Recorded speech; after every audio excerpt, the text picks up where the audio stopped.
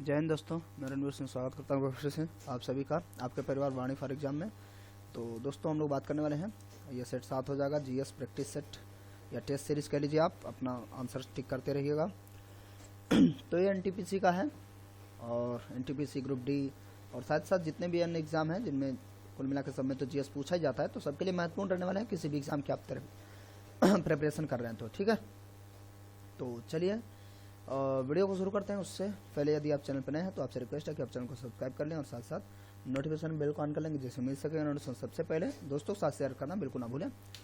शुरू करते हैं। यह प्रश्न था आपका ब्रह्मपुत्र नदी के तट पर कौन सा शहर है? तो ब्रह्मपुत्र जो है इसकी जो लंबाई है आमतौर पर 2900 किलोमीटर है और ये तिब्बत से निकल करके भारत के पूर्वी राज्य अरुणाचल प्रदेश, सिक्किम से ऐसे आते आते बांग्लादेश पे गिर जाती है, ठीक है। तो उस हिसाब से हम देखें तो कानपुर तो हो ही नहीं सकता, गंगा नदी के किनारे ये सब मतलब गंगा यमुना आएंगे। श्रीनगर बिल्कुल नहीं है ना। डिब्रूगढ़, लखनऊ, लखनऊ भी नहीं है, गोमती नदी है तो डिब्रूगढ़ है ना, डिब्रूगढ़ आसाम। तो करेक्ट आंसर ऐसे ही बड़ा दूर से ऐसे दिया है, इतना कुछ टफ है नहीं है ना। तो और आपको पता होना चाहिए कि यही जो है विश्व की सबसे बड़ी नदी द्वीप बनाती है जिसे माजुली द्वीप कहते हैं। लगभग एक जिला का ही निर्माण हो गया है ना, तो असम में ही है, याद रखेंगे, ठीक है। तो ठीक है, इसमें ज़्यादा बात नहीं करेंगे, आगे चलते हैं। एडोल्फ हिटलर ने आत्महत्या करी थी कब? तो 15 में, 25 में, 35 में, 45 में, कौन सा आपका आंसर हो जाएगा? तो इसका जो करेक्ट आंसर होगा 45 में, ठीक है। ये 30 अप्रैल 1945 में इसने आत्महत्या करी थी और सुरंग में, सुरंग कह लीजिए, बंकर कह लीजिए है ना, उसमें खुद को गोली इसने मार ली थी, ठीक है। तो बर्लिन में ही था ये, और खुद नहीं अपनी पत्नी और एक क्या नाम है उसका, एक साथी भी था, ये सब लोग मतलब यहाँ पे आत्महत्या कर लिए थे।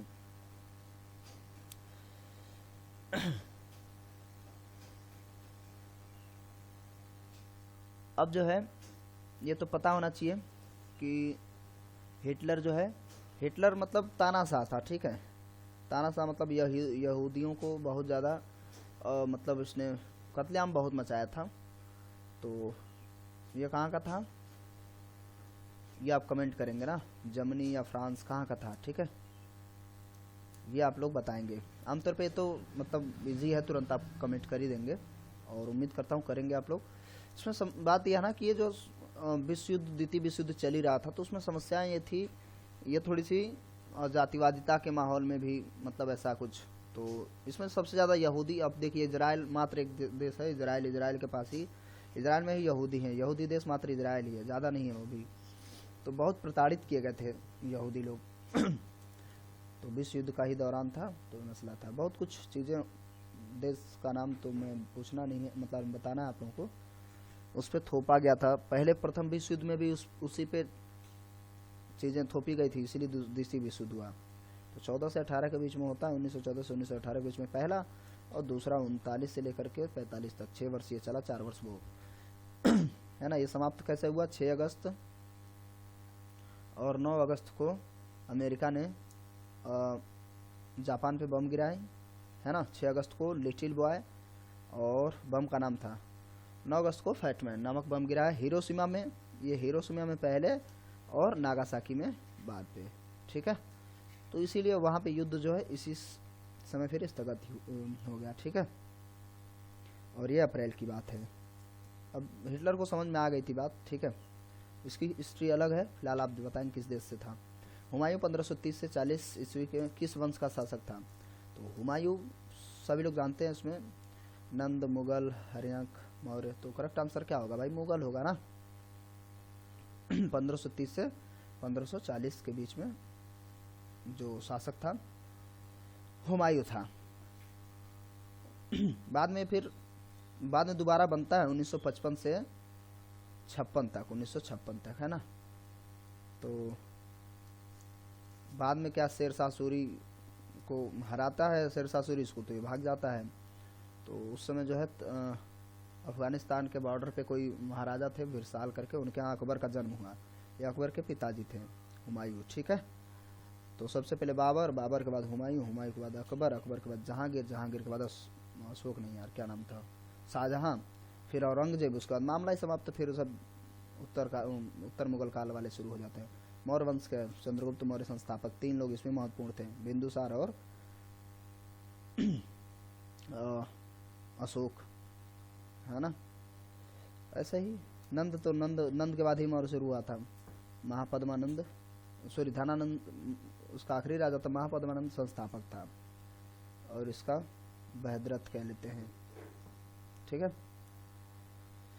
चलिए फिर आगे चलते हैं हम लोग। रक्त परिसंचरण की खोज किसके द्वारा करी गई थी? तो Mary Anderson, Virginia Apgar, William Harvey, Roberts Feulgen. तो इसका करेक्ट आंसर क्या हो जाएगा? हो जाएगा विलियम हार्वे, ठीक है। रक्त परिसंचरण तंत्र विलियम हार्वे ने खोज की थी। इजी है, कोई दिक्कत नहीं है। घूर्णन के गति 2 प्रकार कौन कौन से हैं? स्पिन और कंपन गति, स्पिन और कक्षीय गति, स्पिन और रूपांतरित गति, स्पिन और प्रक्षेप्य गति। तो ऐसी कौन सी गति है जो घूर्णन में 2 गतियां करती हैं? तो आमतौर पे हम ऐसे कल्पना कर सकते हैं कि कोई एक कक्ष था, है ना, तो उसमें जो है कक्ष में है कक्षीय गति कर रही है ना, तो इस तरीके से हम कह लेंगे कक्षीय गति। स्पिन तो है ही है, घूर्णन, ठीक है। जैसे पृथ्वी करती है, घूमता हुआ लट्टू भी आप देख सकते हैं, छत का पंखा भी आप देख सकते हैं, इस टाइप का। लेकिन छत का पंखा बेहतर तरीके से समझ पाएंगे।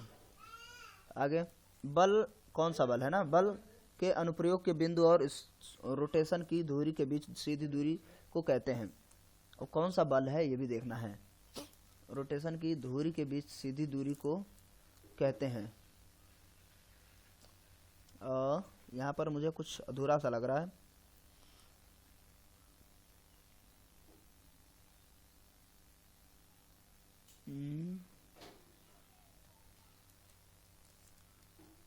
आघूर्ण भुजा बल के,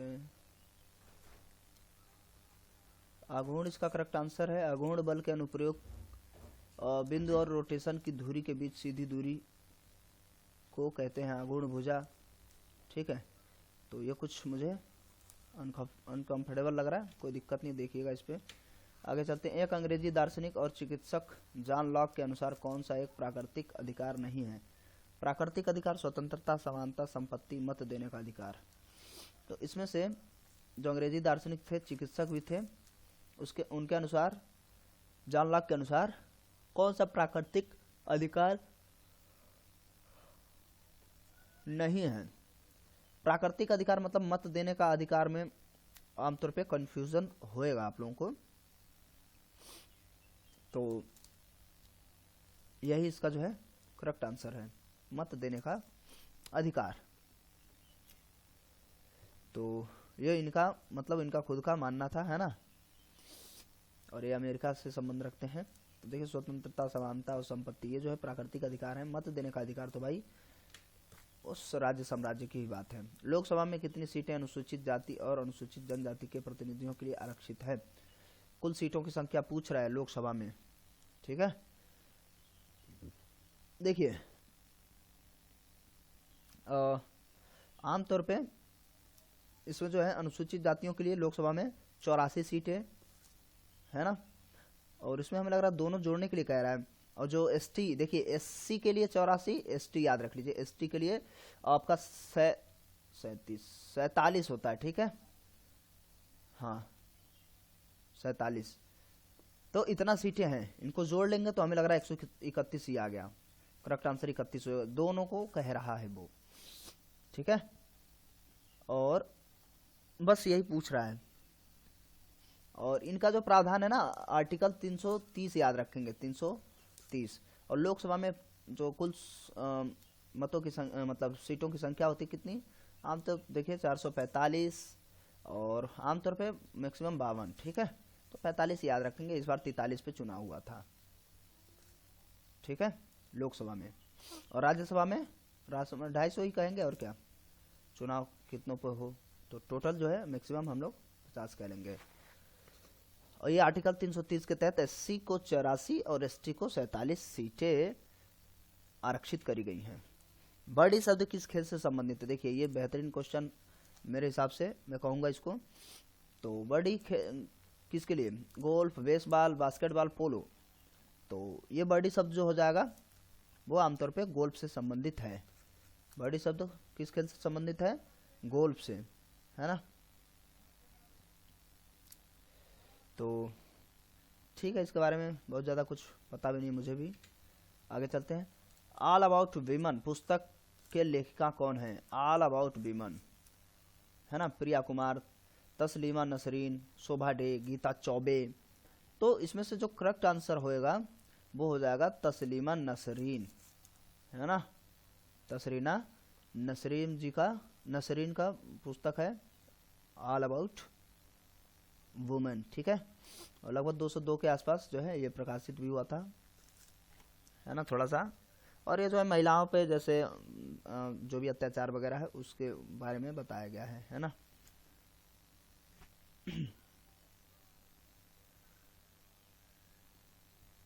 चलिए आगे चलते हैं। पौधे प्रकाश संश्लेषण में कौन सी गैस छोड़ते हैं? तो भैया ये तो सभी जानते हैं, carbon dioxide, nitrogen, methane, oxygen. कौन सा छोड़ेंगे भाई?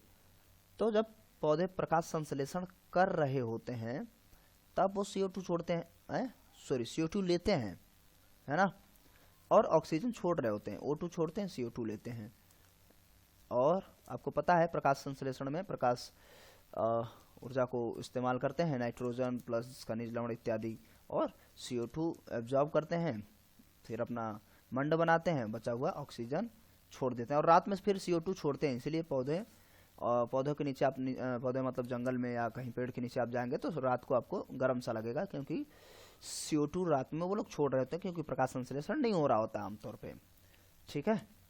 तो इतना तो सब जानते हैं। नाइट्रोजन सबसे ज़्यादा होता है वायुमंडल में। नाइट्रोजन की परसेंटेज लगभग 71 करके है, तो 71% हम लोग मोटामोटी देख लेंगे। CO2 का 0.03% और ऑक्सीजन 20.93 के आसपास है, हाँ इतना ही कुछ है परसेंटेज में, ठीक है।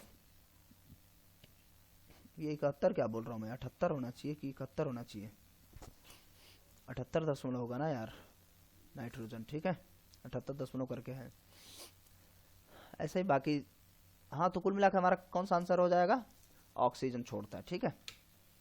दो समुद्रों को जोड़ने वाले जल, ये आपके लिए प्रश्न है। दो समुद्रों को जोड़ने वाले जल के लिए एक संकीर्ण खंड को क्या कहते हैं? खाड़ी कहते हैं, स्ट्रेट कहते हैं, प्रायद्वीप कहते हैं, पठार कहते हैं, क्या है आखिर?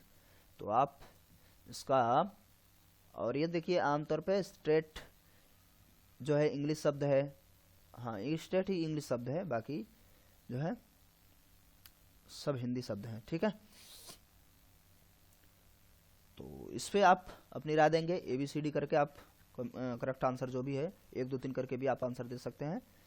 तो कमेंट बॉक्स में जवाब जरूर लिखिएगा, और ये वीडियो कैसा लगा कमेंट करके ज़रूर बताएंगे। और आप अपना मतलब सजेशन, आप कुछ भी आपके पास हो तो आप सजेशन दे सकते हैं, है ना, कि ये चीज़ें ऐसे होनी चाहिए, तो मैं उस पर कोशिश करूँगा, ठीक है। और कमेंट जरूर करें, ज़्यादा से ज़्यादा वीडियो को शेयर करते रहिए, है ना, फैलाते रहिए, और लाइक करिए वीडियो को।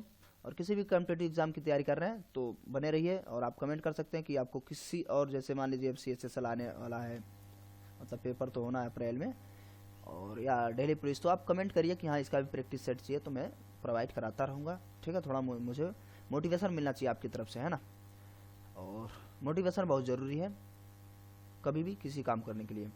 तो चैनल को सब्सक्राइब रखिए और जो बेल आइकन है उसको हिट रखिए, ठीक है। फिर मिलते हैं अगले वीडियो में, तब तक के लिए नमस्कार, जय हिंद, जय भारत।